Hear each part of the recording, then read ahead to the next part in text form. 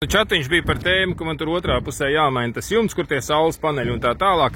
Tad, lūk, šitanī pusē, kur saule nespīd vispārībā, saule spīd no turienes līdz turienei. Un šitanī pusē saule neuzspīd, un tie šindeļi ir likti vienā laikā, tur kaut kādas 11 vai 20 gadus atpakaļ, un ja šitien paskatās, ja, redz, tas šindels ir pilnībā mīksts, elastīgs, reko apakšā nagliņa, un godīgi sakot, es nezinu, vai te tanī nagliņā var ietikt ūdens.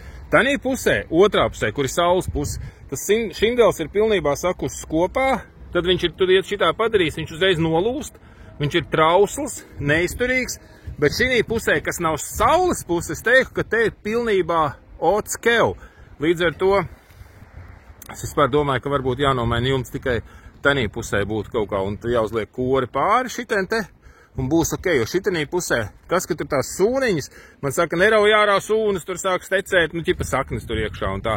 Nu, kas to lai zina, vai tā ir vai nav, redz, te jau kaut kāds daudzums tām sūnām visu laiku arī ir nobiris. Nu, papētam, kas te notiek, vai viņam ir baigā sakne.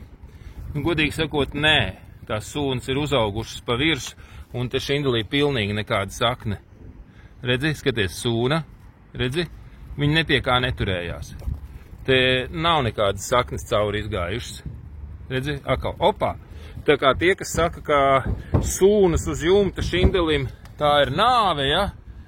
Hopā, jā, hopā.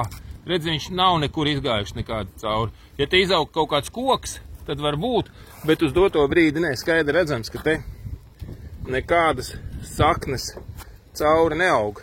Tā kā, jā, tanī pusē, kas nav saules puse, šindeli, es domāju, ka diezgan safe ir likt. Te gan kaut kā atlocījies izskatās. Rekur šiten izstās tā dīvaini. Atlocījies. Nezinu, kāpēc.